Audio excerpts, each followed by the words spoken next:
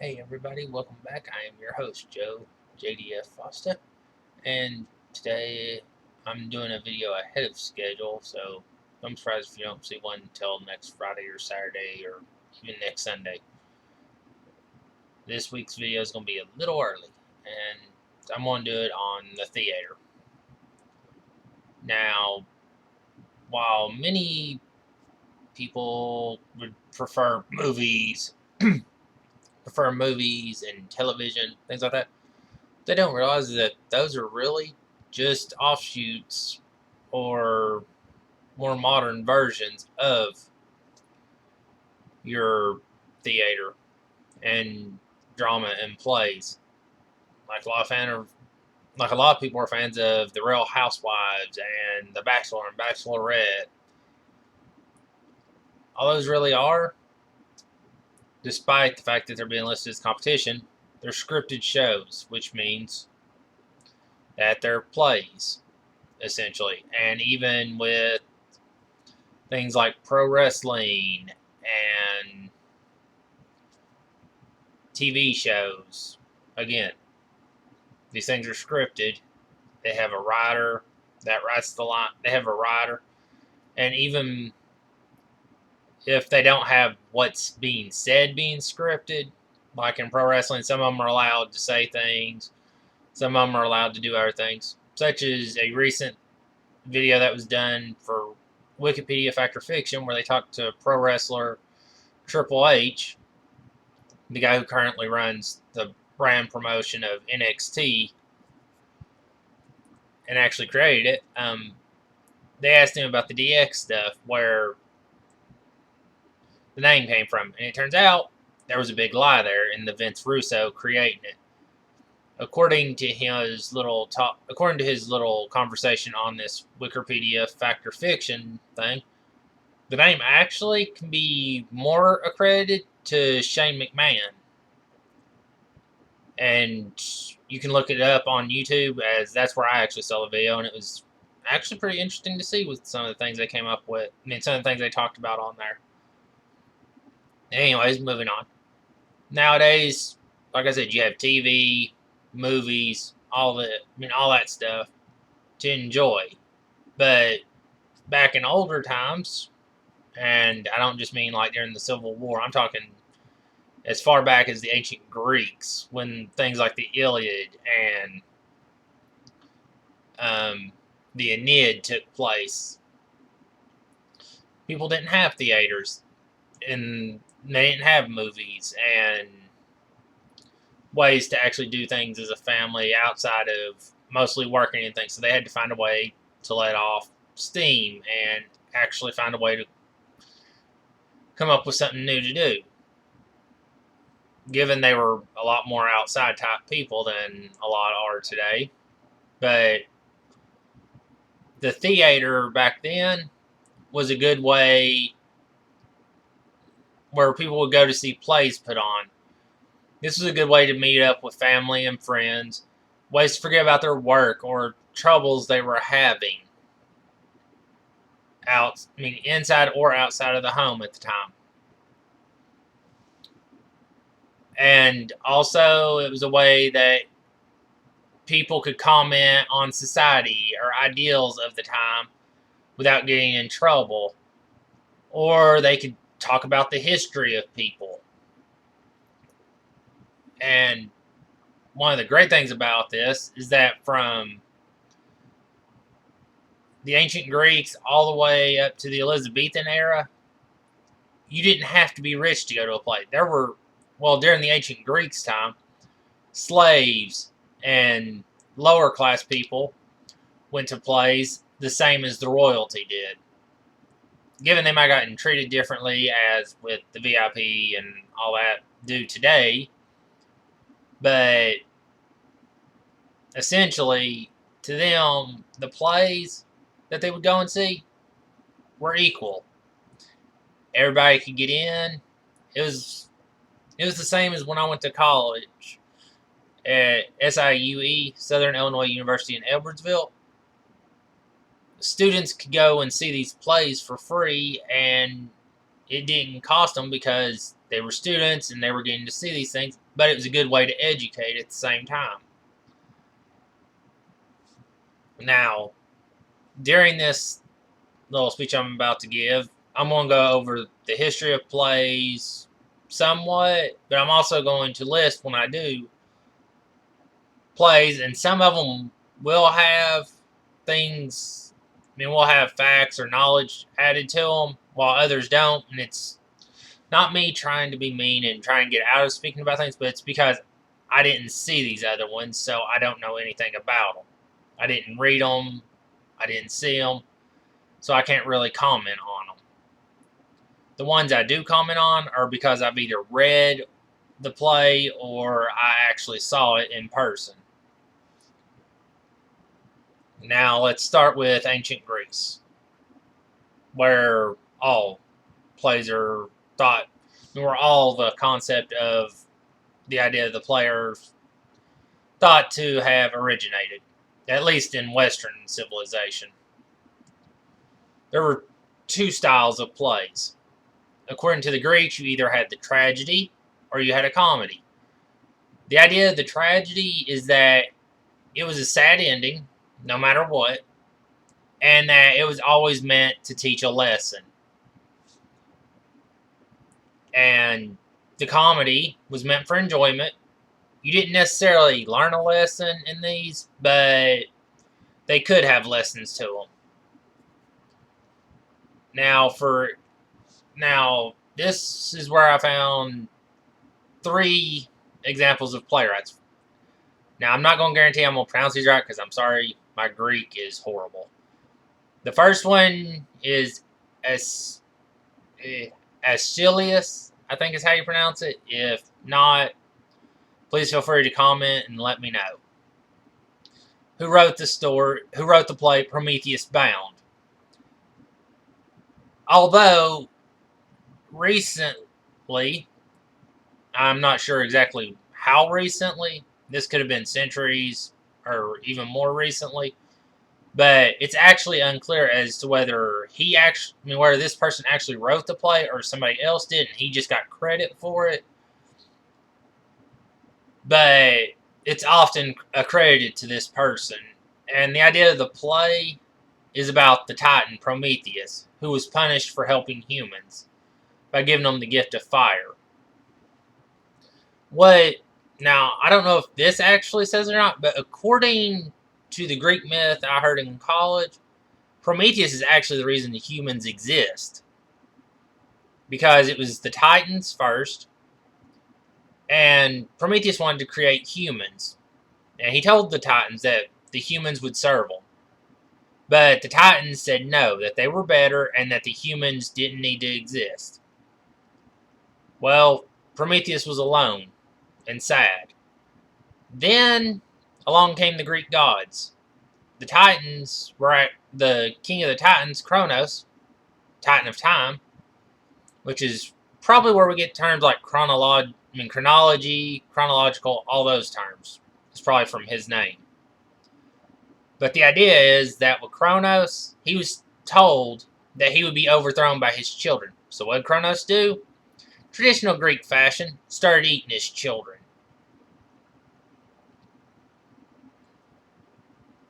It's just something about them. They're sick like that. Well, eventually his wife got tired of this, and she hid 3 of her kids. Those 3 kids would come back later on and decide they were going to rise up and take war against them.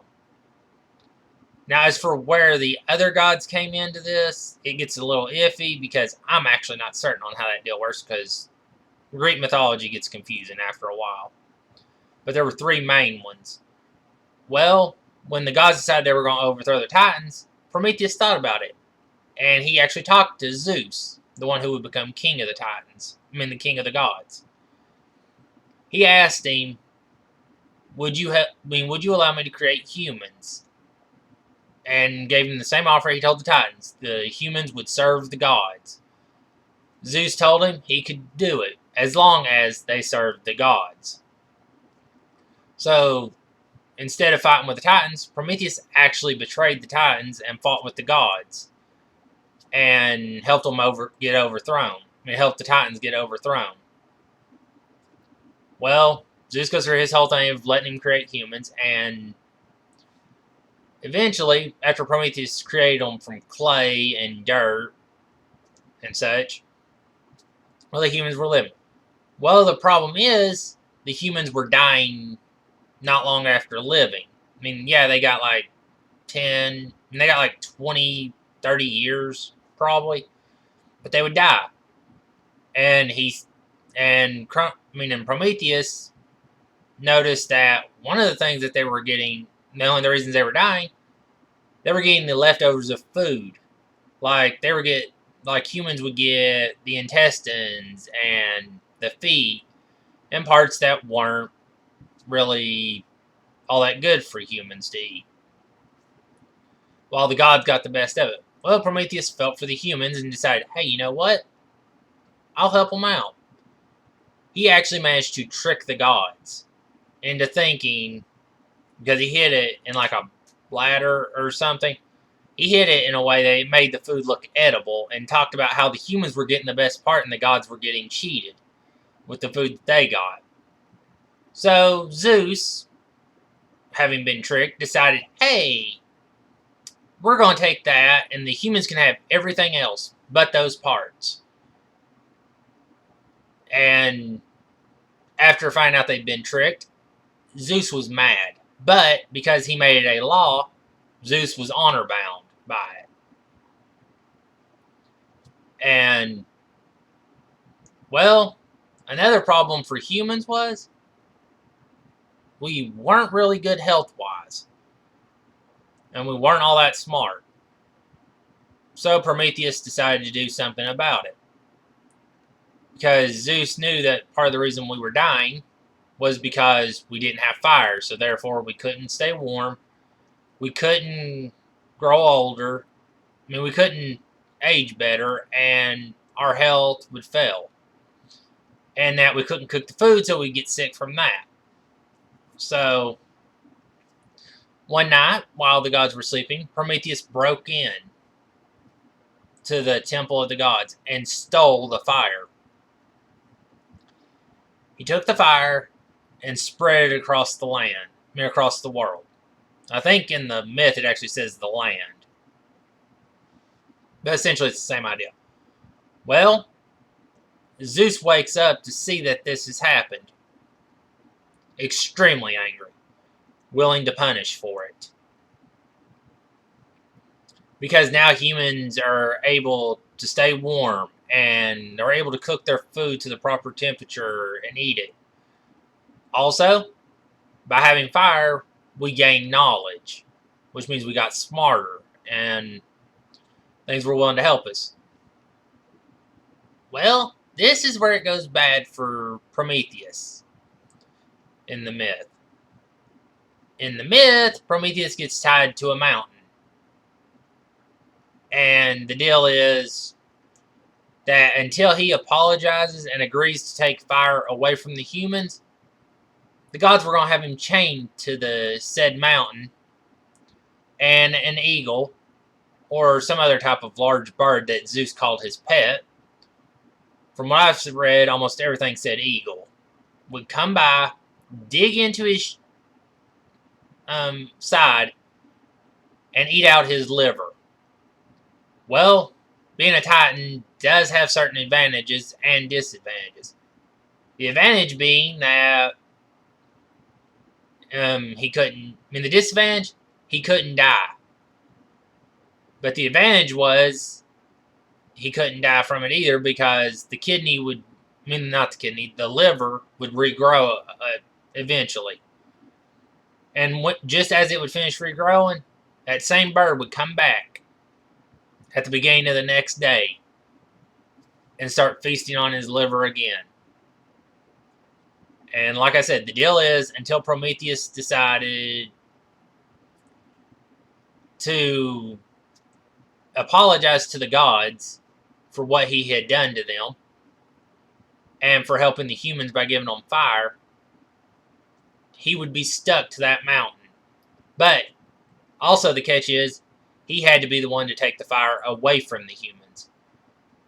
Prometheus didn't see this as fair, and so as far as the myth stands, Prometheus was still chained to that mountain for a long time, until another story that came along that deals with Heracles, or what became, in more modern knowledge, Hercules, came along and started his war against the gods.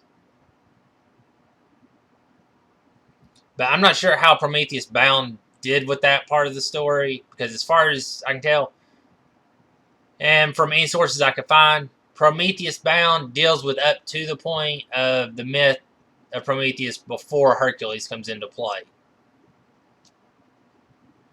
And that's the only thing I can find by this that's listed to this author. I mean, to this playwright, though, even it's questionable as to whether he actually did it or not. Like I said, I know the myth that goes with Prometheus and his punishment.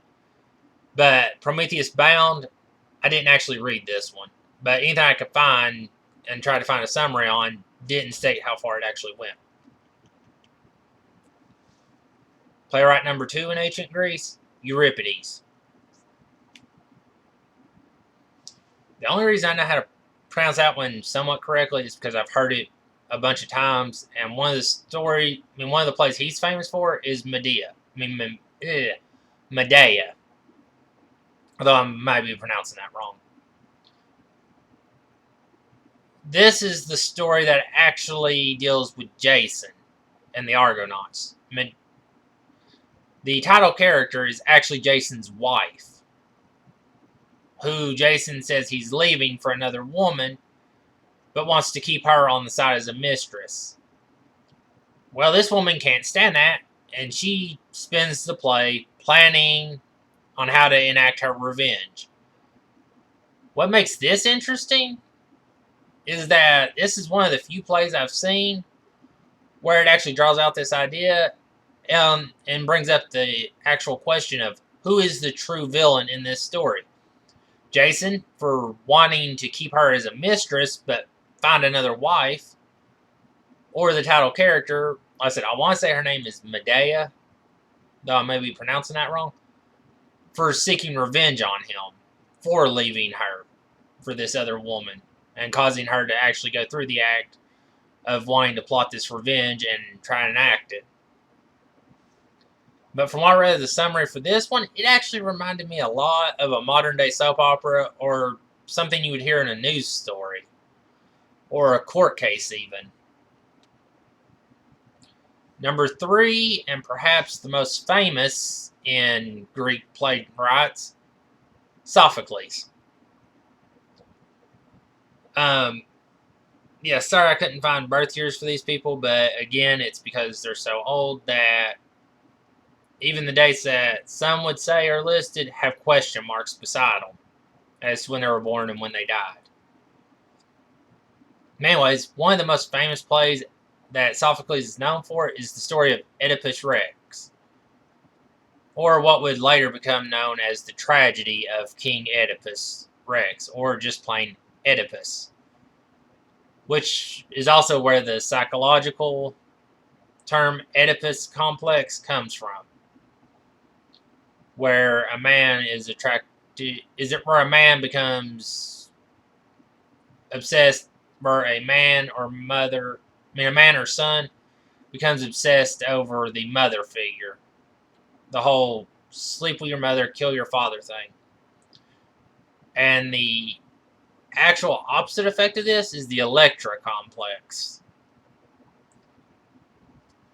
where it's the daughter who develops feelings for the father.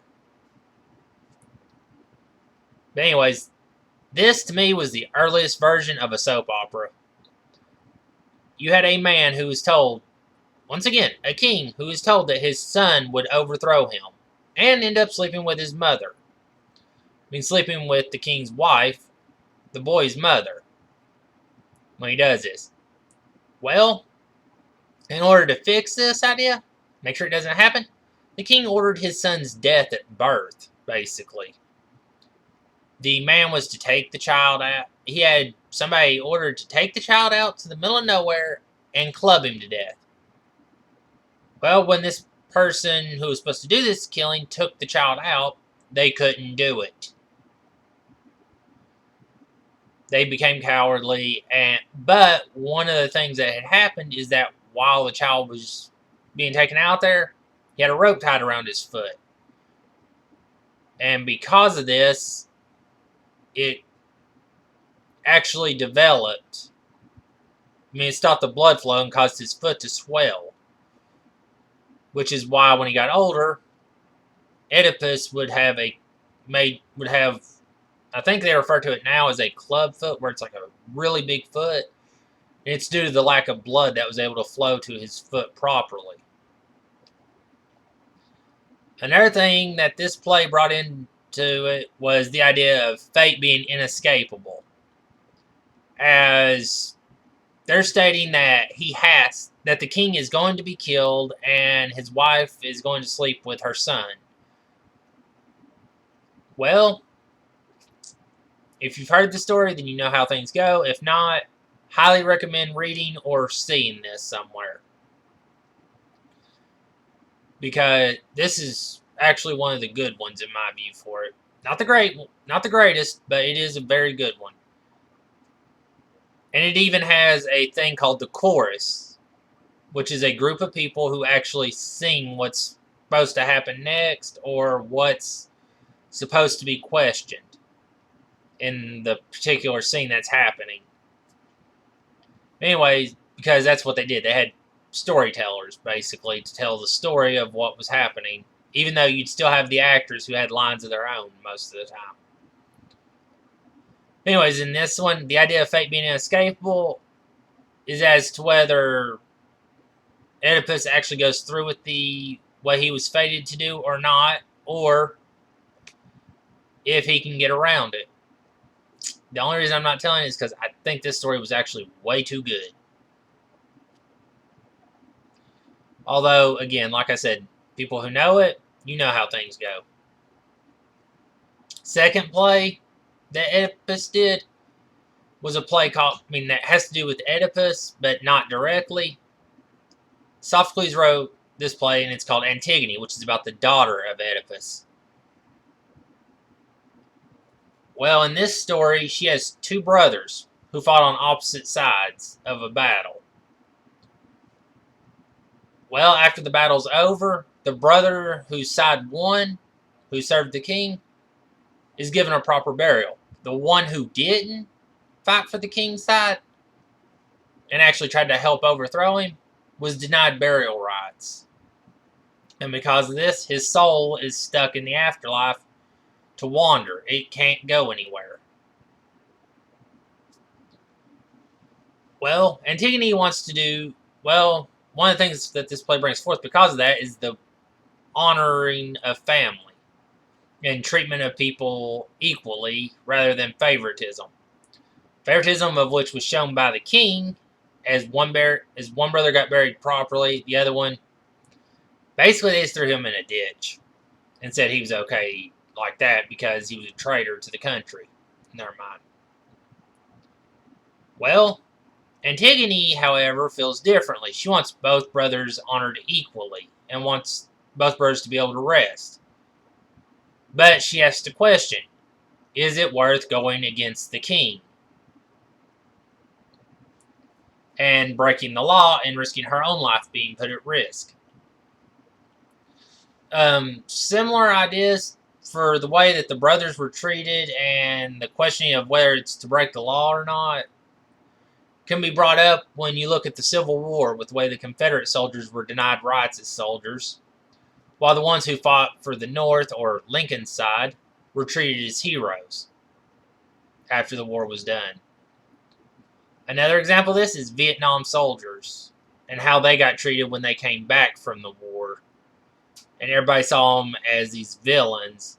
And even some soldiers of other wars, of previous wars, and even some today that fought in later wars, see Vietnam as not being soldiers because we had no real reason to be there, and that the war got downgraded to a conflict because we supposedly never actually got called to we never actually officially enacted the war law. We've never actually got it declared officially as a war. Same as Desert Storm, and there's one more. But, oh yeah, Korea, and I'm actually pretty sure there's 4 in total.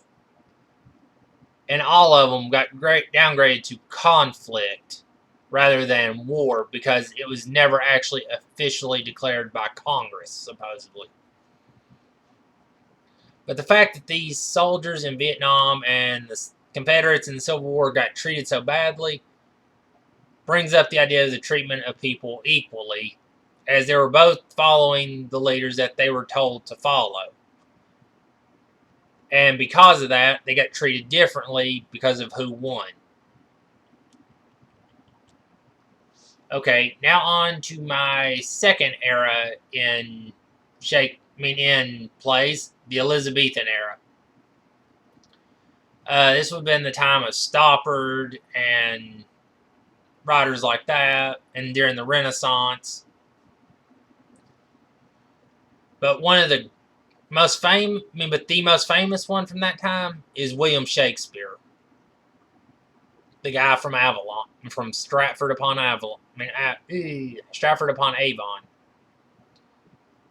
who had an interesting will when you read about it. Okay, he left things to his children, he left things to other people, but one of the things I found really interesting is in his will, the thing he left for his wife is their bed. That's the only thing he left her, was the bed they shared. To me, this was him mocking her in the thing, like the final screw you, so to speak.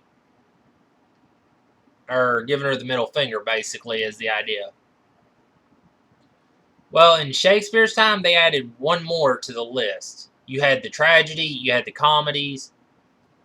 Shakespeare's time added what was known as the histories, where it actually reenacted historically accurate historical events in a play form.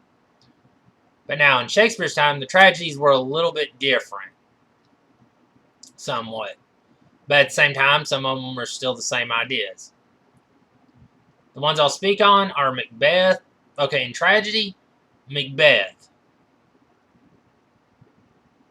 where a guy is fated to become king, and instead, he's told he will become king.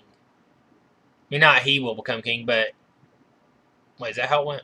Give me a second to remember this correctly. Yeah. Macbeth is told he will become king, but he will not have any descendants that become king. While his friend is told that his descendants will become king. Well, what's interesting is when this play starts with that, it's because 3 women known as the Weird Sisters, in Greek mythology, Norse mythology, and pretty much any other mythology, those 3 women are known as the Fates. The ones who spin that fine thread. Some say it's golden, some say it's red. It gets argumentative, but it's to be different. Well, they spin the thread. When they cut the thread, that's the end of your life. That's when you die. Well, with Macbeth, this story got special because he was told this when he wasn't supposed to know it. Because you're not supposed to know too much about your future because of how it can affect things. And his buddy is telling him, we don't need to know this. Go on. Let the Weird Sisters be who they are. We'll leave them alone. Well, Macbeth tells his wife about this. His wife becomes power crazy. Power hungry and crazy. And starts talking about, hey, we need to kill the king so you can take his spot and take over the kingdom already. Well, that night, his wife plans to actually do the murder herself. She goes up to the king's chamber, steps into his room, draws the dagger. Well, this country, meanwhile, at the time the war Macbeth had just come off of, is a civil war of its own.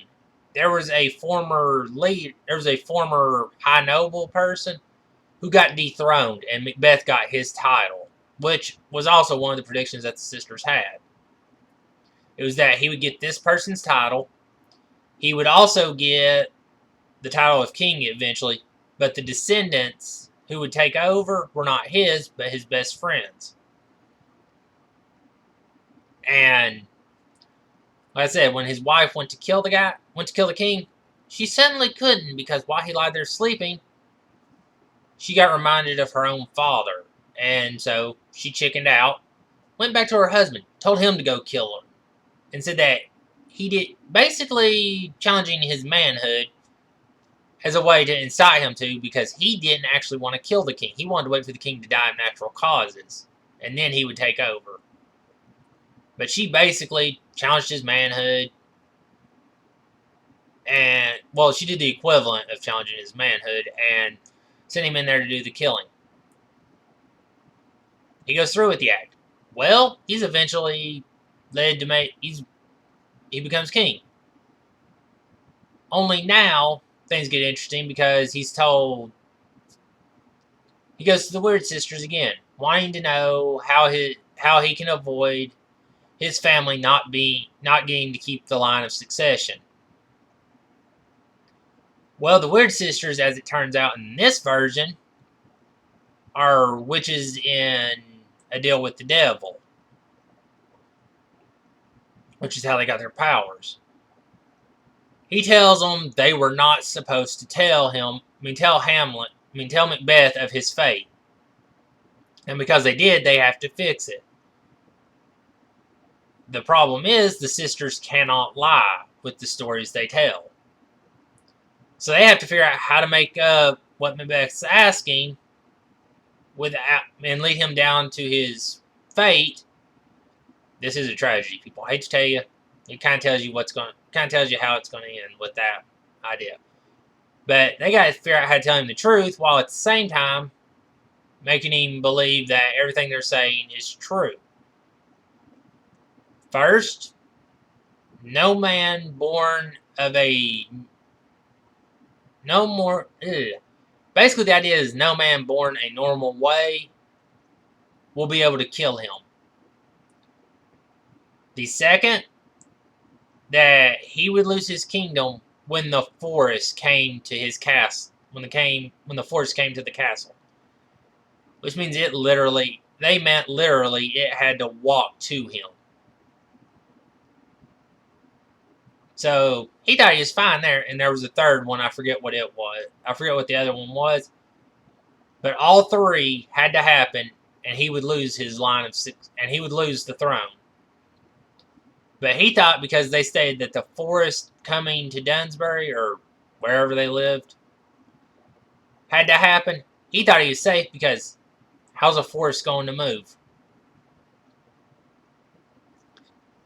Some things brought up in Macbeth are the idea of honor, what happens when you know things that you shouldn't, and what happens when power gets to you.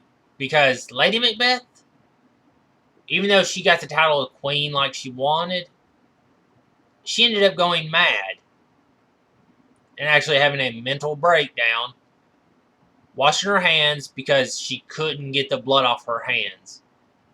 She saw blood, nobody else did. And it's proven that she actually did go crazy in that sense, because she couldn't wash the blood on her hands clean. It was the guilt that was eating her alive. Because she had knowledge she shouldn't have, and she took advantage of it. And this would in turn lead to her craziness, because she couldn't handle the guilt later on. Now, and now as for the other play that I had originally intended to talk about, and I mistitled as Macbeth on my notes, it's actually Hamlet. In this one, a boy's away at school, so to speak, and gets noticed that his father's dead. He comes back. It's been 2 months. 2 months since his father's death. His mom's remarried to the boy's uncle. and wondering why her son is suddenly so angry about this. A great movie that talks about this is the movie Renaissance Man. And I love this movie for this reason, because one of the students in the class actually brought up the same question. Why shouldn't the kid be angry? His mother remarried within 2 months of his father's death, and had no problem and saw no problem in it. Didn't even give the guy time to die. I mean, didn't even give the body time to get cold, basically. Well, the thing is, Hamlet learns from the spirit of a ghost. I mean, that's supposed to be the spirit of what's supposed to be his dead father. That his uncle killed him, and that he can't rest unless just that he can't move on to heaven or Elysian Fields or whatever you want to consider the happy version of the afterlife. And rest in peace until his murderer is avenged.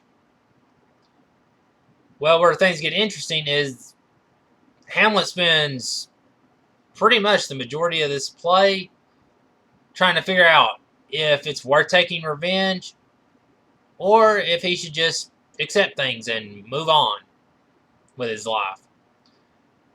Which also brings up what my second argument about this was, the honor of family.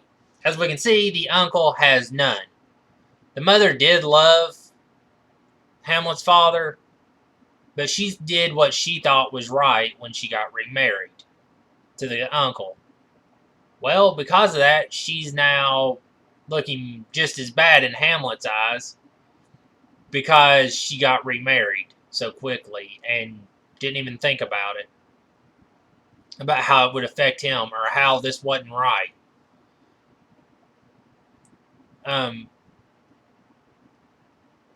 But that's pretty much what the whole play is about, is whether to enact revenge against the uncle or just to move on.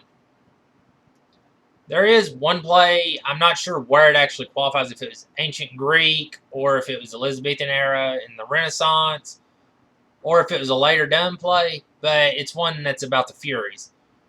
That has to deal with Agamemnon, guy involved in the Trojan War, who was king. But anyways, deal is, the Trojan War ends. He comes home with Helen. Well, Helen's lost her throne. She's no longer wanted by the former king that went off and fought for her. So what's the king do? He brings King Agamemnon. Sorry. It's a long name, and getting it correct is a pain. Anyways, he brings her home. She's now going to be his mistress. Well, in the time he was gone, mother in this story wasn't... It was another example of the bad mama deal. And started having an affair with the uncle, who, if the king didn't return, had a legitimate claim to the throne. Well, king returns, along with Helen, to be the slave, basically. Slave/mistress, as the spoil of war. Well, where things get interesting in this story is that the brother and sister find out later in the story that that the uncle and the mother actually conspired to kill the father. They kill Helen just outright, basically, when they do that, when they decide to enact this plan finally. Mother, though, was a little bit meaner to the king. She waited for him to get out of the bath, gave him his robe, his beautiful purple robe, apparently. Well, the thing that he doesn't know is that she's poisoned it. She poisoned the clothing to where it would seep into his skin, and it kills him. Well, now the children want revenge. and they actually seek it. And because of this, the son is actually put on trial for the murders. Because he did go and kill the mother and the uncle. Which, according to the Greek ruling at the time, he had committed matricide, and I think it's considered I think it's called fratricide, but it's the uncle rather than the brother or sibling. But anyways, when he killed them, well, Hades decided he wanted this person so badly as a punishment for what they did. He took him down to hell. Well, down to Tartarus. He let the Furies start having a hold of him, which were these winged women, essentially what became known as harpies in modern day time, is essentially what the Furies were. They were winged women. They had the wings and the talons of birds, but the torso and the head of a woman. And they were very angry, and they fed off of those who actually committed sin. I mean, committed these type of sins. Patricide, matricide, killing of a sibling, anything like that. Because that was considered to be the worst thing you could do. They actually do a Devil and Daniel Webster situation where the idea is what he did wrong, or was he justified in what he did? Is the argument that's put forth. Well, he gets a defense. And in the end, it's decided what he did, since he was avenging his father, even though he did kill his mother and he did kill the uncle, what he did was actually right. But before they actually got to the trial, while the boy was down there in Tartarus, one of the Furies' abilities is they get in your head. And the victims you killed become a nagging voice of sorts. And the idea is you can relive a situation over and over. While they torture you outside, they torture you mentally also. And the idea is to break the person as the ultimate punishment before they kill him. Well, while the boy thinks he's going insane, and pretty much is, the case is presented, and the trial, or at least what would be considered a trial, I guess, is put forth, and he's found to actually be justified in what he did, as laid out by the Greeks' rules, and how the gods believed. So, Hades goes to the boy, touches him, clears his head. Well, the Furies are extremely angry, because Hades has broken the one thing they were actually brought forth to do. Because that was what they were created for. To punish the people who committed these particular types of acts or sins in Christian beliefs. But Hades made a better deal for them. Since this was a justified case, and they were basically punished for doing something that they were made to do, Hades instead turned them into nymphs. If I remember the story correctly, he turns them into nymphs and or muses or something like that, and sends them out of Tartarus on to Earth to spend their time where they can be happy and actually have joyful days instead. They don't get to stay as They don't get to stay as the Furies anymore. Even though the idea of the Furies still exists. Actually, where the argument of temporary insanity comes from is that an old belief is that the Furies got into the person's head with the guilt that they felt and led them to commit the act that they did.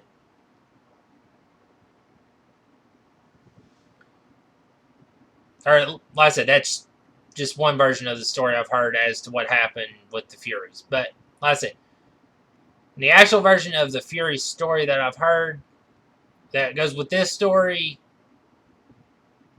The boy's justified, and the Furies get transformed into something better, so they don't have to do this anymore. But yeah, like I said, with Macbeth, he learned something he shouldn't have. He went power crazy. And again, it's a tragedy, so we already know how that goes.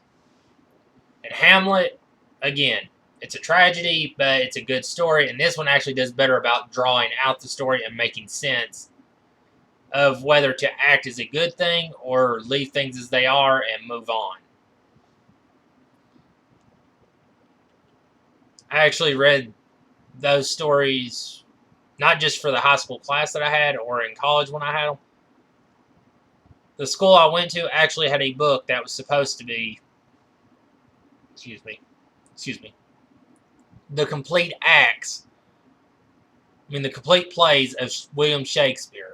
And I read every one of them. I checked the book out every week just so I could reread them. The ones I had and get to the ones I hadn't. And I enjoyed it. I loved reading that book because it was so good. Now, another one that falls under tragedies, and this one I'm not a fan of, and as a kid, yes, I enjoyed it, but as I got older, I realized the stupidity in the story. So therefore, I hate it now. Therefore, I dislike it. I dislike it and grew to hate it. And that's the story that almost every romantic's in love with, Romeo and Juliet.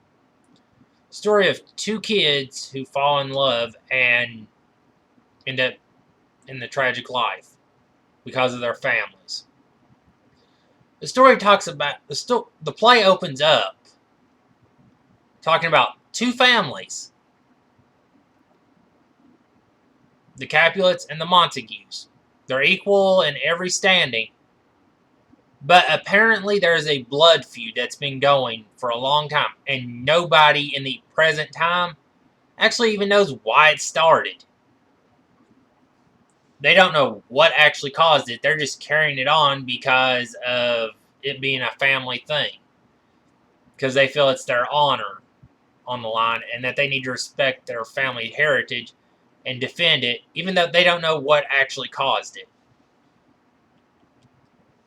When the play starts, you got Romeo, who's engaged at this time to a girl. Well, his buddy talks him into going to this event that's hosted by the enemy. It's a masquerade ball.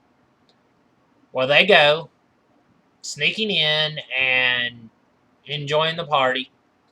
Well, they're recognized by the Montagues, which the person in this case happened to be Juliet's cousin, who recognizes them, reports it to the family head. Well, the kid's wanting to throw him out, kill him even, and claim it's legitimate reasoning because they trespassed onto this party. But because the king had earlier decreed that if either family was to start killing, the next family member to kill would be killed in response, the next family member to actually commit a killing on either side, no matter what the reason, they would be killed as well.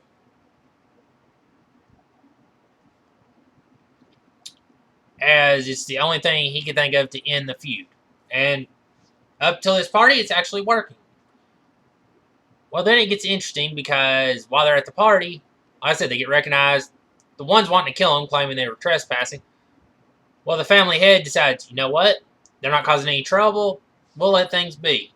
Actually being smart about the situation and showing a degree of actual caring. Well, during this, our title characters meet, they share a dance. Within the span of 3 minutes, essentially, the length of one song, these two have apparently done the love at first sight detail and can't stop thinking about each other. Romeo is actually considering cutting off his engagement to the other woman that he was engaged to when he went to this party because Juliet fascinates him so much. And Juliet is actually considering actually being willing for him or her to change their name and get rid of it. The whole "what's in a name" speech actually comes from this scene when she's actually considering this idea because she thinks she's in love with him. To me, this was just an example of first love or young love. It wasn't an actual true love situation. It was two kids that were hormone flooded and barely 15 years old, but were thought, hey, we're in love, we're adults, this is what we need. Well, the priest in this and Juliet's what's known as, she basically served as a nanny, essentially. But she cared for Juliet since she was a kid. And the priest come up with this idea. Great way to end the feud. Have Romeo and Juliet get married. Well, they do. They do this in secret. Unfortunately, Romeo's cousin finds out. He's all happy. He's actually okay with the situation, thinking it's a good thing. Juliet's cousin finds out. He gets angry, thinking that it's an insult and a betrayal to the family. So he decides he's going to go out. He's going to kill Romeo, forgetting that the king or lord, whatever, that leads this town had actually already said the next person to kill is getting killed, or to present any act of violence in that way. Well, instead, the two cousins meet up. And if you listen to the way they talk during this fight, or even if you watch majority of the movie versions of this, or even some of the plays have presented this the same as I see it. They're they draw swords on each other, they start swinging at each other. They're not actually trying to kill each other, because these two are supposed to be great swordsmen. And there's a lot of talking for people who are actually trying to kill each other. It's not a distraction. To me, one of them was basically making jokes, and the other one was trying to sword fight, but couldn't because the jokes were bugging him just as much, and he was enjoying it. They were actually basically just horseplaying. Well, Romeo gets involved and tries to stop it, thinking they're actually trying to kill each other. And during the process, Mercutio, Romeo's cousin, gets stabbed and dies. But before he dies, because nobody's actually noticing this and trying to help, he actually curses both houses. He actually says a plague on both your houses because of this. And Tybalt runs off all scared. Romeo, who actually got in the way leading to the death of Mercutio, blames Tybalt, grabs the sword in anger, runs off after Tybalt, gets into a sword fight with him, and kills Tybalt. And then leaves town out of fear because they remember suddenly, oh, hey, there was a decree. We're not allowed to kill each other anymore. And the next one to do it was to be killed. So he leaves town. Well, when our leader of this town finds out what happened, he decides to come up with a new decree. Romeo doesn't have to die. He's just exiled from the town, which means he can no longer see Juliet as long as she lives there. Well, Juliet's heartbroken and decides, hey, you know what? I'm ready to die. Well, the priest now comes up with another brainiac idea. The wedding thing wasn't bad enough. He comes up with this new idea. What if you actually did die? The families would mourn, and we could make it look like you... Well, basically, he's going to give her a tonic. And for the next day or two, it would appear that she actually died. And then she would wake up, be normal. Well, the thing is that when this happens, the nurse reports that she died. The two families take it very seriously. And Romeo happens to find out from one of the other relatives about this. Well, he goes to Juliet's tomb where she's supposedly buried. I mean, where she's basically laid to rest. Sees her lying there. Notices how cold she is. He actually believes she's really dead. He takes the poison that's next to her and drinks it, killing himself, saying that he's going to join her. Well, about that time, that miracle death thing wears off. She wakes up to find that he's dead. Actually reaches down, feeling, make sure he's dead. Notices he drunk it all. For a moment, she's actually angry that he drunk every bit of it because she can't drink it and die with it. So she takes the dagger that he has at his side and stabs herself. Well, the two families are so hurt by this, by the loss of these two children. Not the fact that Mercutio and Tybalt were killed, or anybody else way back in the line has died before this, but the fact that these two were apparently so in love and killed themselves, that, one's going to erect a statue of the two in the middle of town to honor them, and the other ones are going to let them be buried together so that they can be together in death.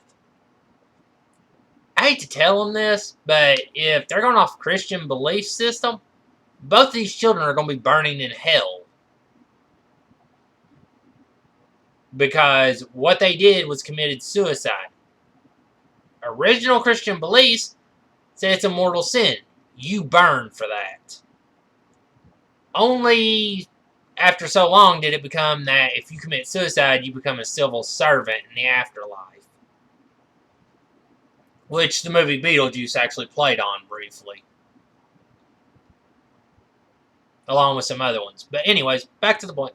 These two children would be burning in the darkest part of the pit for what they did, according to the original version of Christian mythology, in the Christian belief system or Christian mythology. But the fact that these two families, it took the loss of these two kids for you to realize how stupid your blood feud was. And it took a priest coming up with a very stupid idea that, you know what, these two kids should get married. And the big kicker to all this, all of this action in this play takes place, basically, within, at most, a 2-week period. So within 2 weeks, these kids met, fell in love. Romeo cut off an engagement to a girl he had an engagement for a whole year and thought was his love of his life. And like I said, they got married within 1 week. They got married and basically died, lost their relatives in a sword fight, and then killed themselves within the span of 2 weeks. Sorry, hate to tell you, that's not love. That's obsession at best. And neither one of them is going to end well for it. Now, Tartarus and the Greeks' belief on this, I'm not sure on how that would work for them. But I'm pretty sure they get pretty much the same torture where they're not going to end well because they killed themselves. Now, there have been a lot of movies made about this, along with a lot of remakes of the play, a lot of versions of the play done.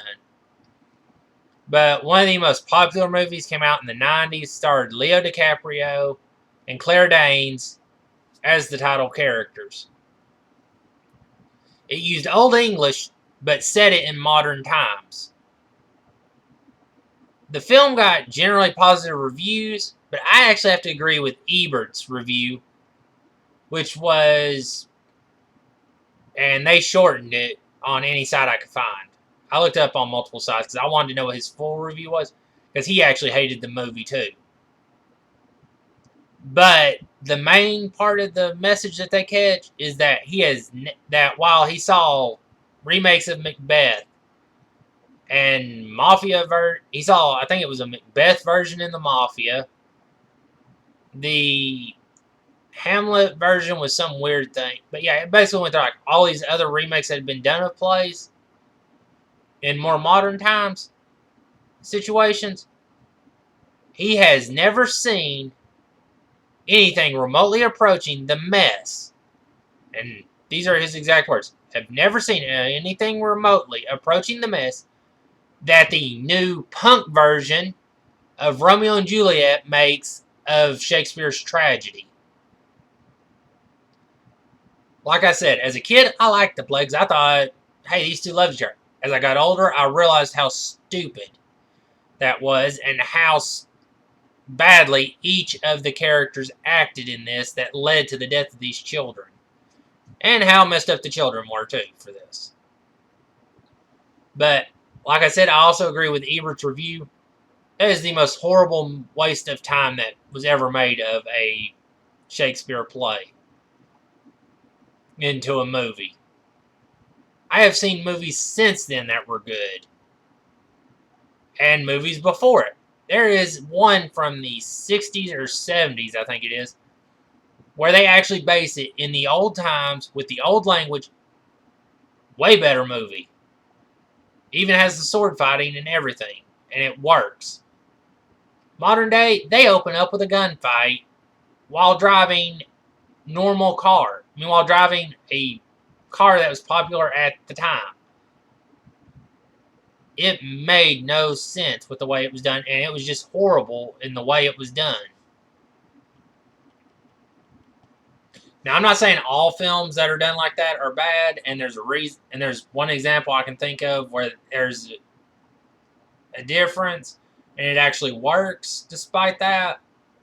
But that movie was an MTV worst nightmare, and all people involved with that one should be ashamed. And those that enjoyed it might want to get a CAT scan. But anyways, those are my opinions, and think what you like. The second one, and this is where Shakespeare differed from the Greeks, the second set he had was known as the Histories, which, as their name states, is history. The thing is, Shakespeare did dramatic history, which means he took his own take on these things. Not necessarily 100% accurate. One of his most famous plays, Henry V. Well, at least in the history section, is Henry V. Now, this one, while I didn't know a lot about it, there's a famous speech from it that I really enjoyed, and in the movie Renaissance Man also actually does the speech from this play in the movie. But again, this one I didn't really know much about. I mean, I had an idea of what it's about, but I didn't know much about it. But it is about Henry V, the Battle of Agincourt, which was the English with Henry V, who was a prince at the time, taking on the King Charles VI of France. But it's the Battle of Agincourt, which, from what I understand, even in British history, is considered to be one of the biggest battles in history of the country.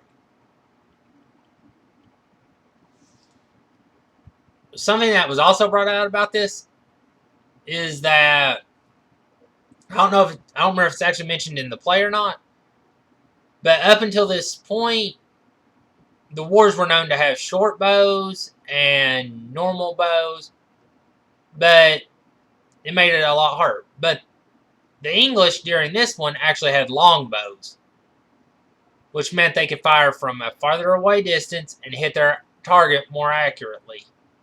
Which is also what helped, which according to historians, Jeopardy, and about anywhere else I can find, the idea of the longbow is what helped the English to win the Battle of Agincourt. This is also the final part of a tetralogy, or 4-part play system, which included Richard II, then Henry IV, Part 1 and 2, and then this one, Henry V. And while there were other plays that came after it with the name Henry involved, this one, like I said, along with the other 3, which were Henry IV, Part 1 and 2, and Richard II, were all considered to be part one big play, kind of like a saga. Like with Lord of the Rings, as much as I'm not a Lord of the Rings fan, this would have been like that. Only without as much magic and the creatures that were involved in Lord of the Rings, obviously. But like I said, the famous speech from this is what's known as the St. Crispin's Day speech, or the Band of Brothers speech. Dorkly, a YouTube channel, actually did I think it was Dorkly that did this, did a thing with it with Mario characters involved, where it was the Koopa Troopers, or the little turtle creatures in the Super Mario Brothers world, where they were getting ready to jump out of a plane, and it actually does the speech for it. But the one that actually got to me most is the St. Crispin's Day speech as it's given in the movie Renaissance Man. While in Henry V, it was a great story, and it was a great speech to have. Another thing Shakespeare was known for doing was giving great speeches in his plays at some point. But with Renaissance Man, it put this in there during a part that seemed insignificant to some extent. Because the idea is a man lost his job at this high-paying place. So instead, they send him to a military base where he's going to be teaching English to a group known as the Double Ds, which was considered to be the dumbest group of recruits that they had. It was a trial thing at the time, basically, just to see how it would work. Well, they'd started discussing the idea of Hamlet as the main play, but they also discussed other things. And at one point, while the drill sergeant has one of the soldiers, he talks to a couple of the soldiers who are in this class.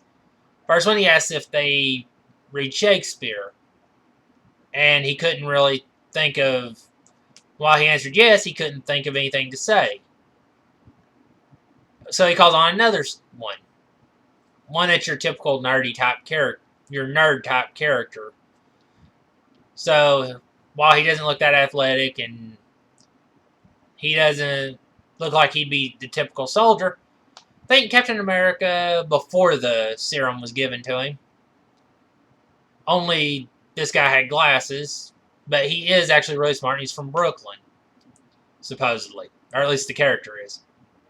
Well, he tells him, he asks him the same question. Do you read Shakespeare? And he answers yes. Then he tells him to quote it. Well, because they were having such a hard time getting him to read it, he keeps making him do it until he can actually say it.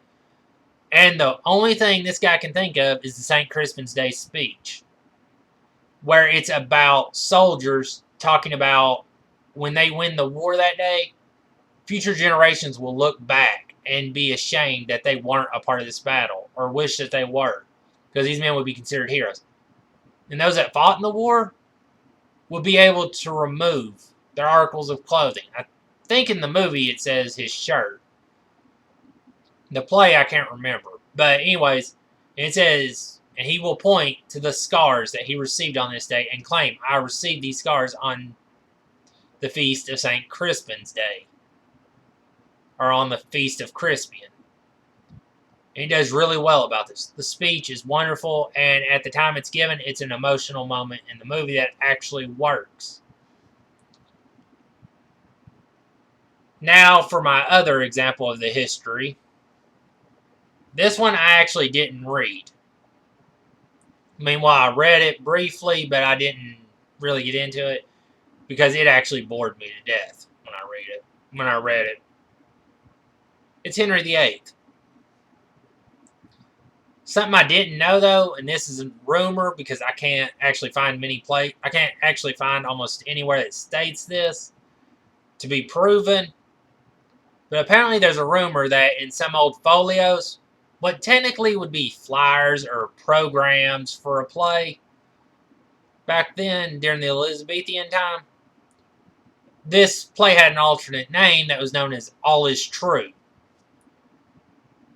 And something else that's really interesting is that in 1613, during a production of this play, they fire a cannon to do like a special effects thing.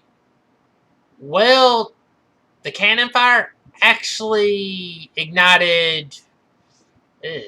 Sorry, cut up again.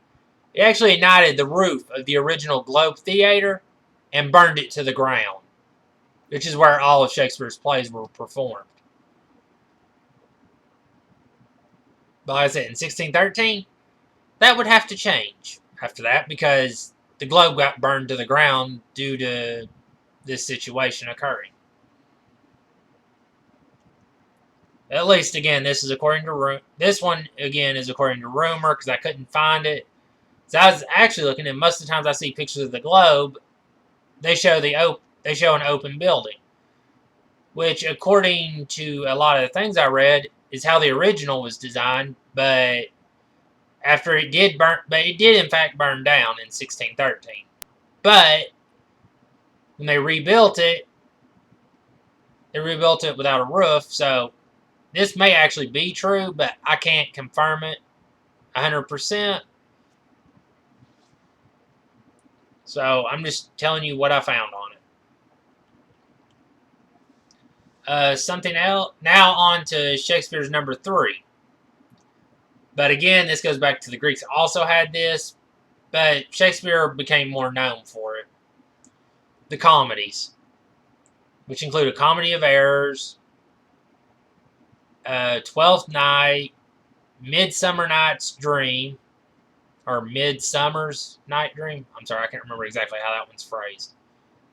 But now on to the ones I actually know a lot more about. Taming of the Shrew. The play is much darker than any movie actually did for it.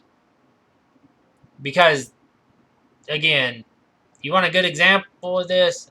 A modern day take on it is from the 90s. Stars the late Heath Ledger and Julia Stiles. Movie known as 10 Things I Hate About You. Where this man is in love with this woman.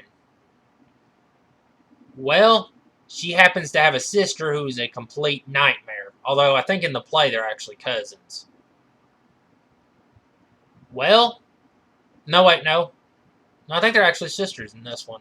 In the play version, too. I can't remember exactly. It's been a while since I've read it.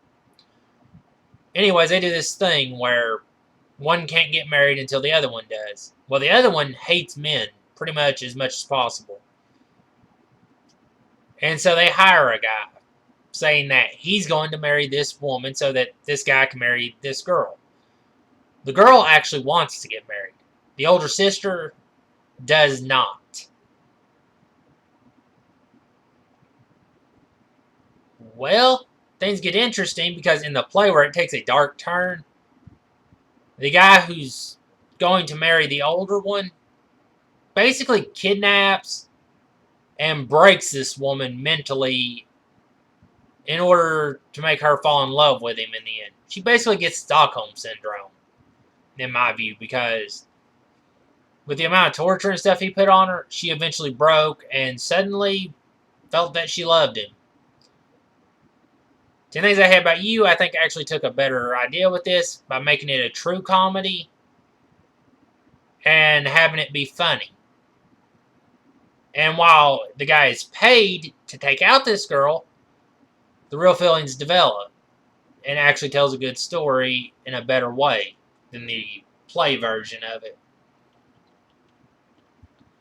Another example of a good play that was a comedy, Much Ado About Nothing. One of the big things about this play is that it's about how a rumor can ruin people. Because in order to prevent a marriage from happening, a guy who wants said girl starts this rumor that she had cheated on the guy she's engaged to, be married to, and the guy she's engaged to marry.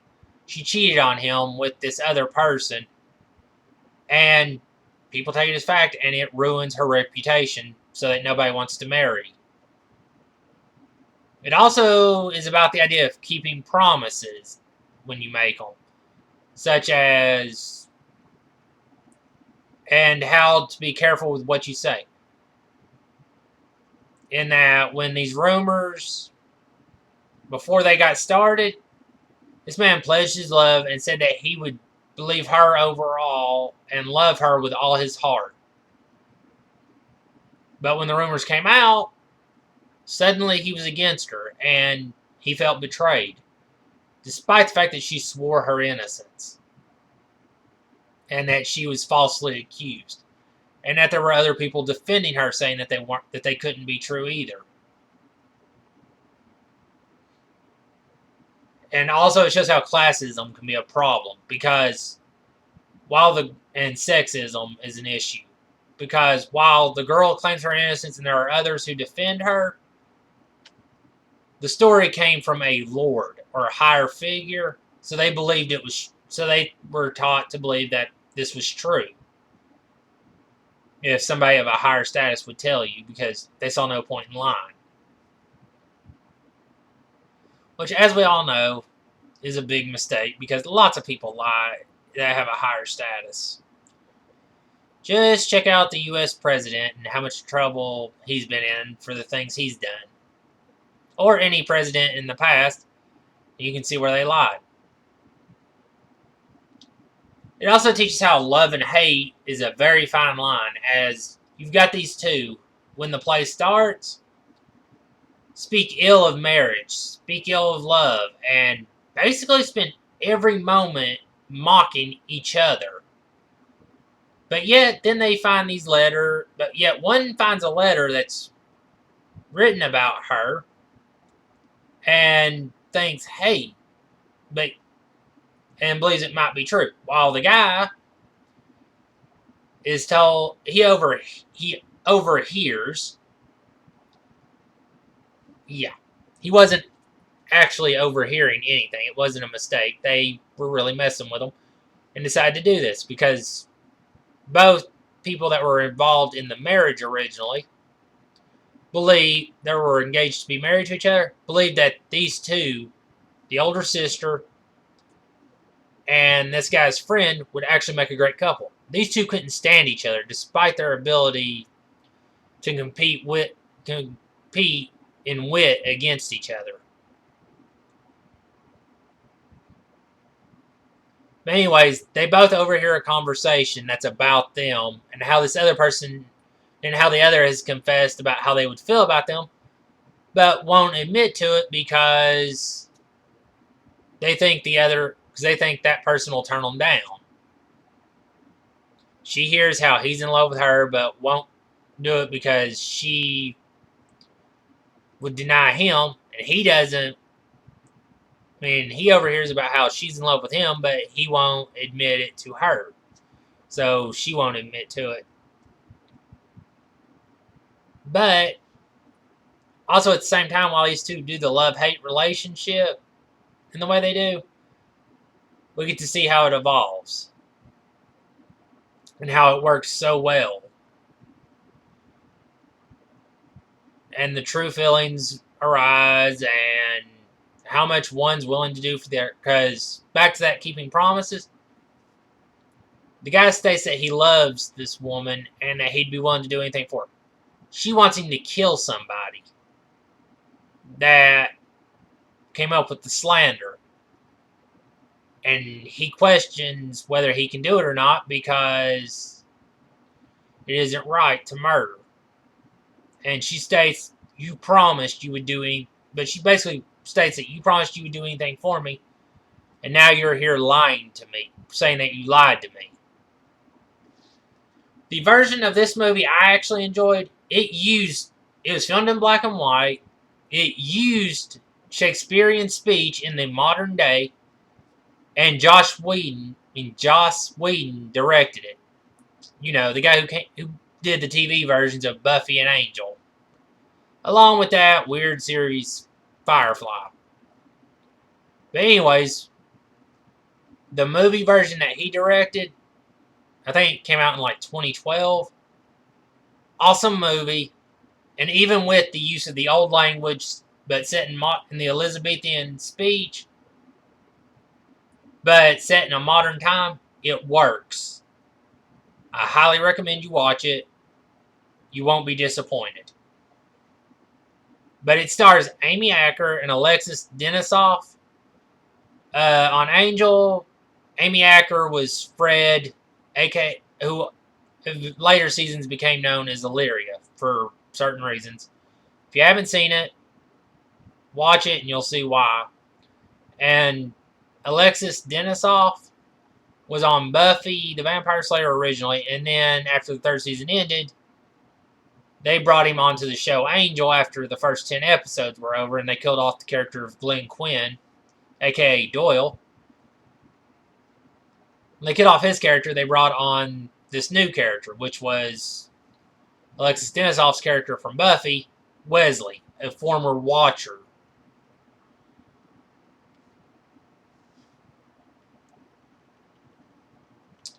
Now, on to more modern stylings and more modern stylings of the play, not just necessarily the movies,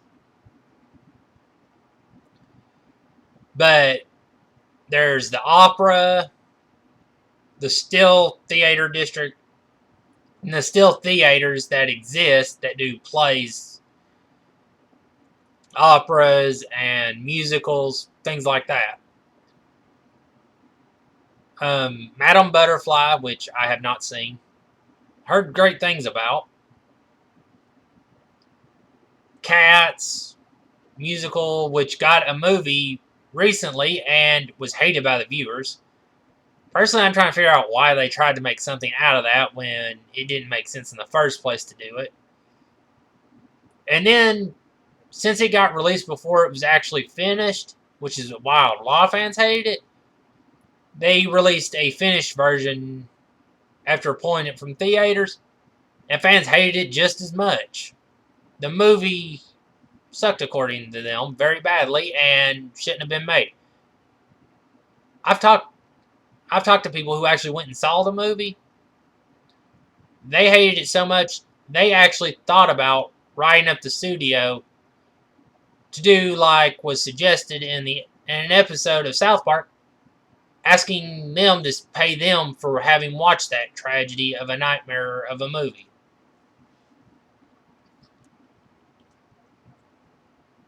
Now, The Crucible, this one was a good movie, but was a better example of a modern play when it came out in the 1950s. What's interesting is this play was actually written as a way to speak out against the government,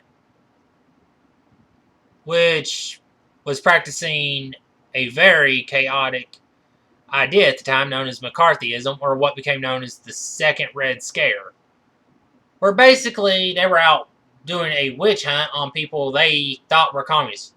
Bad thing is, they actually had no evidence that these people were communists, but they would get rumors started by people, and often the people who were accused were either of Asian descent, Russian descent, or the fun part, were people that neighbors or other people had a grudge against and would sentence.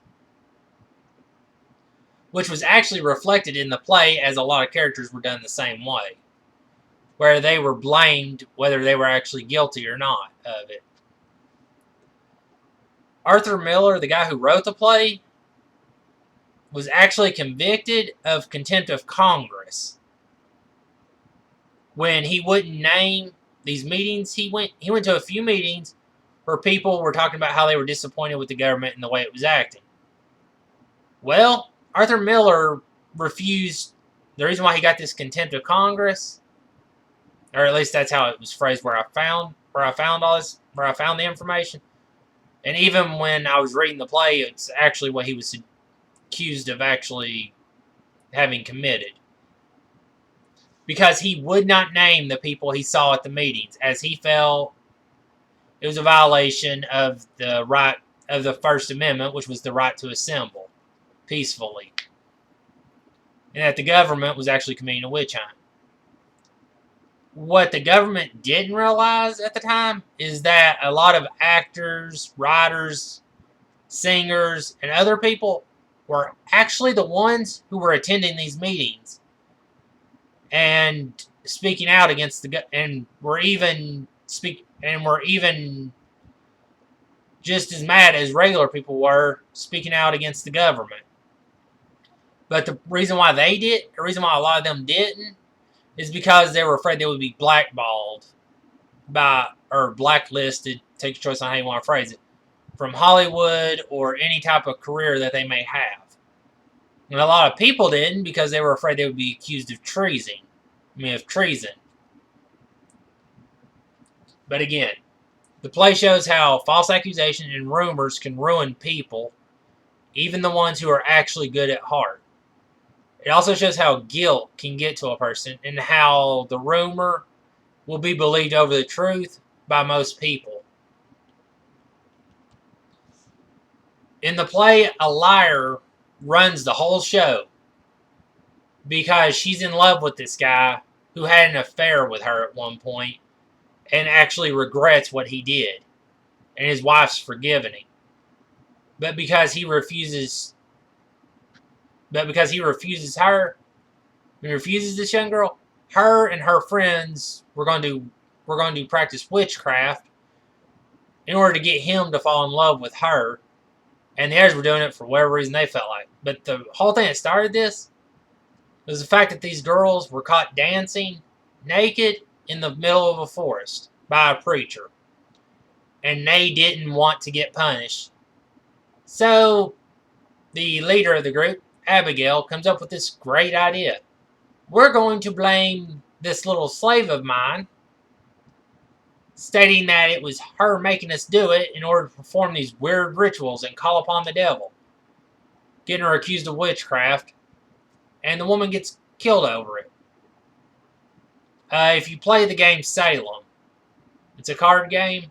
If you've seen JK Party, the JK Party channel, they played this game, and it was actually very good for that reason. But anyways, another thing about this play that was important, like I said, this shows how peer pressure and societal pressure can influence a person, as one girl decides she's going to come forth and announce the girls are all making this up, and the leader of the group, the one who started all this accusation stuff, is doing it in order to punish the guy because she couldn't have him. But then her friends turn on her, stating that she's making them cold and turning them into being trying to harm them. Well, the guy stands up. He starts claiming against her. Claiming against the rest of them. That they're lying, and that the leader, he actually calls her a whore in the play. But what makes it really interesting is that this girl, she gets afraid that they're actually going to convict her. And decides to turn around and punish her.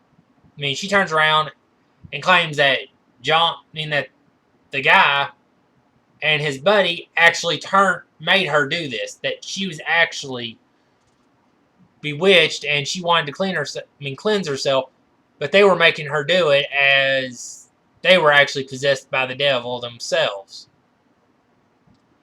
Unfortunately for the leader, this hurts her plans, because now the guy she's so obsessed or in love with that won't be with her is now being accused of witchcraft. And is now looking at facing the punishment that she had put all the other witches through.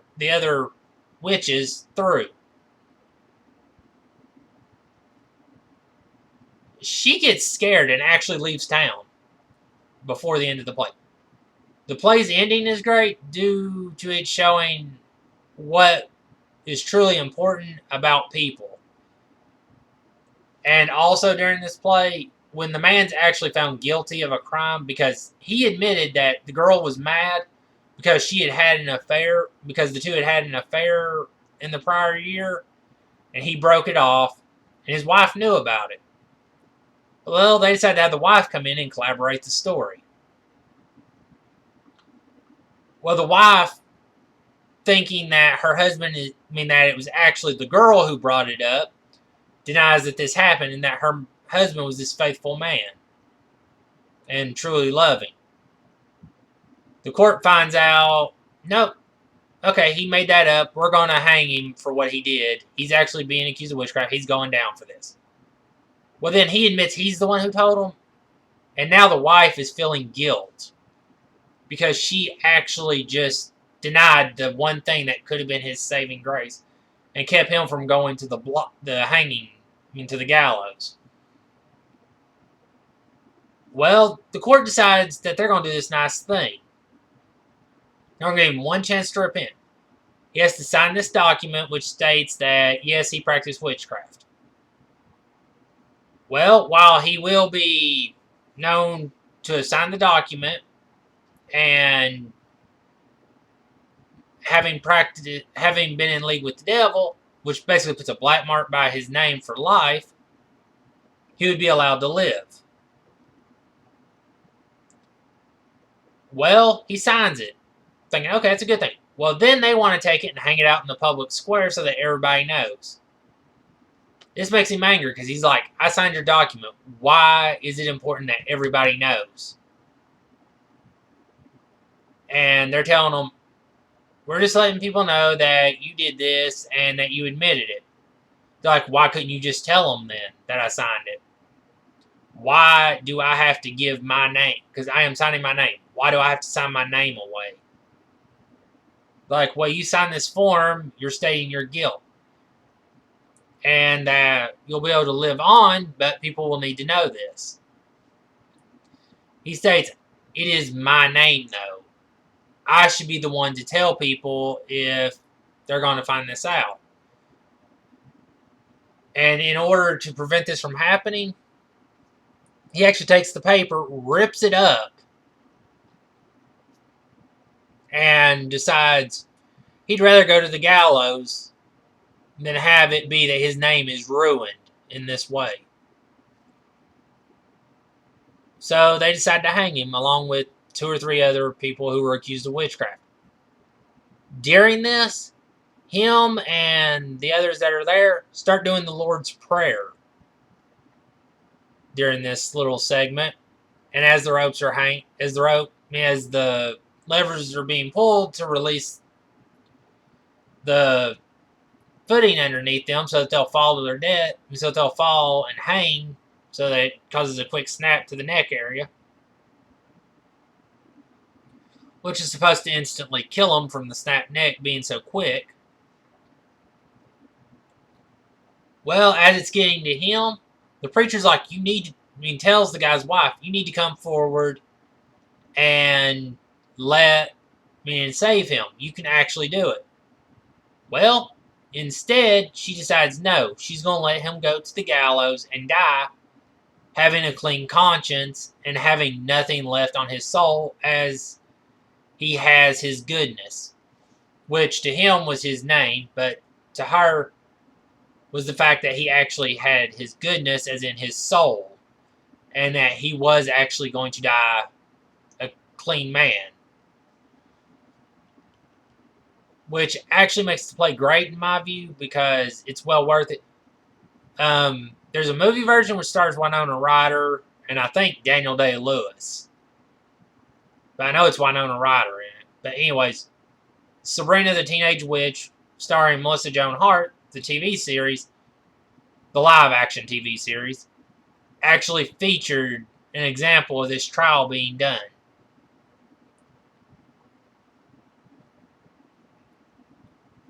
But anyways, like I said, I highly recommend the book. I highly recommend the play. I recommend the movie. And I really think that if you want something that's more comical, watch Sabrina the Teenage Witch for the comedy version of this. That's still just as good. And it's, even though it's a comical version, a comical take on it, rather than a look at political view of society at the time. Another thing about it, another example of a modern version of the plays, Rocky Horror Picture Show. Yes, there is a remake that was made there's actually 2 versions of the movies. There's the original version, which came out in the 70s, which stars Tim Curry in the lead role as Dr. Frankenfurter. And then there's one that came out in 2000. It came out in recent years. I want to say 2018, or somewhere between 2016 and 2018. I'm not exactly sure when. I know it's somewhere around that time. That stars Laverne Cox as the lead actress in this same role as Dr. Frankenfurter. And what made them different, though, to me, is that when you do the version that came out in the 2000s, its version takes on the idea of, hey, you know what would be fun? Let's make it where people are going to watch the movie at a theater, rather than it actually being rather than it just being a remake of the movie itself. The idea isn't that bad, but it's not that great in my view. I think the original movie was a better one because it made the play the focus of it. And this started out as a play originally, with Tim Curry actually being in the original version. Or I guess it would be better to say it was a musical originally rather than a play, as they still did the singing. But it worked. A more modern example, and I think this came out in like 2012, 2013, We Will Rock You, which is a rock opera based on Queen's music. The idea of the story is that the future has become this nightmare with synthesized music and things like that that are ruining the world. But yet there's some people who seem to be having these visions and thoughts about music when it was actually music like rock and roll. Well, according to their times, this is bad because them remembering that means that they're remembering real music and that they have no control over these people. And they start going, and the idea of the play, or the rock opera, I think that's what it's called, the rock opera.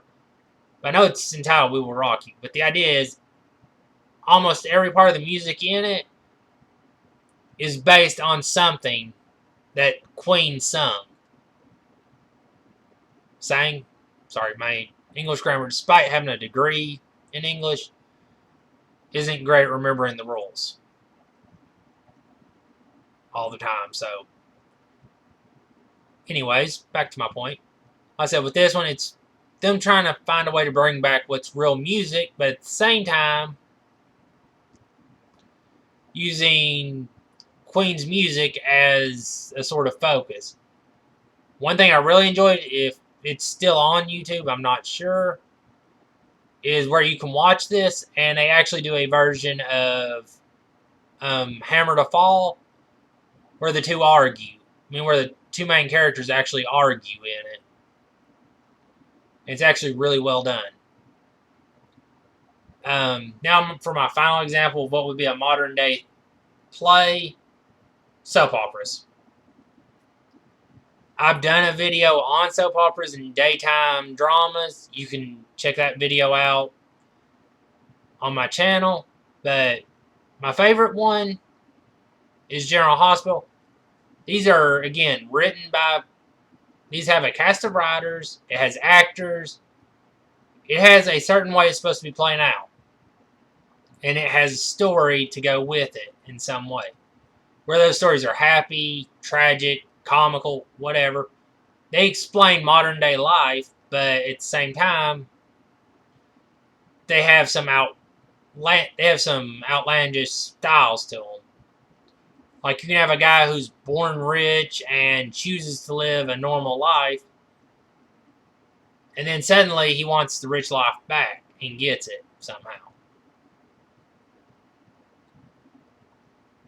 But, or you have the serial killer who turns his life around, which I think, with the way they done it on General Hospital recently, is the worst piece of writing they've done.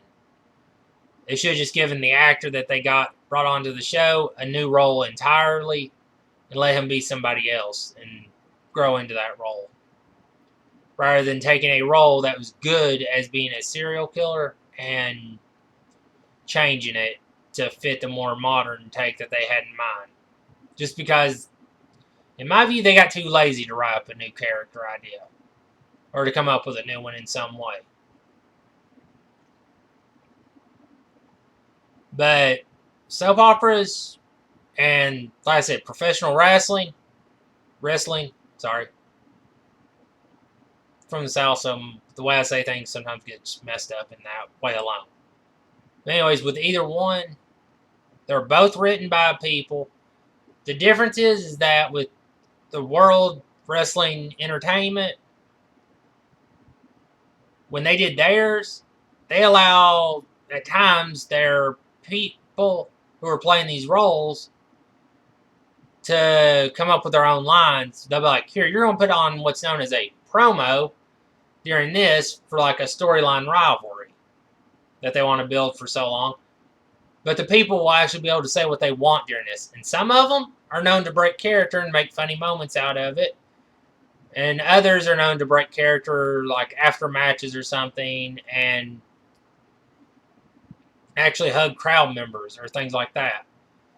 There was actually one case they had where one of the competitors broke character during a match and actually attacked a fan because the fan got involved in the match. And it wasn't part of the plan. Then there's another thing they did that I really enjoyed. D-Generation X, as it's known, got this thing at one point where they were supposed to... USA had gotten mad at them for some of the things they'd been saying on the network because they'd been swearing and making sexual innuendos. And some of the jokes they did went too far in the mind of the network. Well, the network sent them this nice letter. It said between this hour and this hour, you can't say this, this, or that. Can't do this, this, or that. And between this hour and that hour, you can't say this, this, or that. Well, the boss asked them, what are we going to do about this now? Are you happy? Because he thought they'd been... At first, he was like, okay, I like it. And then he realized some of the things they were doing was pushing the limits and they were going to get in trouble eventually. Well, they got the letter. Well, when they got asked how are they going to handle this and if they were happy, it was actually answered with, hey, let's use this. And they did a parody of the Bill Clinton speech about the I did not have sex with that woman, dealing with Monica Lewinsky. Whereas with them, it was, during these hours, we will not say this, this, or this. And that's how they actually opened the show that night. They did it with the speech of, we are not going to do this, this, or that. This, or that. Saying these words, doing these things. And then ended it in a true DX fashion where it was like, haha, you're not down with that whole thing. But it was funny in the way it was done. What's interesting is the network, when they saw this, because Vince McMahon was actually thinking the network was going to be so angry, they were actually going to cut them off completely and tell them, we're closing you down, we're ending our deal with you. The network instead said nice, that the ratings were up and that was a nice job finding a way to use the letter in the material. And after that, the Shawn and Triple H were actually given almost free range with what they were doing, as long as it still fit within some type of context that didn't go too far. Now, later on, in the 2000s, when they did this, it had its moments where it could be argued. But it still overall was good in the way it was done. I'm actually a fan of the idea. But anyways, tell me what your favorite play or theater type deal, where it's opera, a play, a musical, whatever, what your favorite one is in the comments. And also, again, whatever you'd like for me to discuss in my next video, leave me a comment on my videos, and when I read the comments, I will at least take them into suggestion and think about it, and if I can actually do it, I will. Until next time.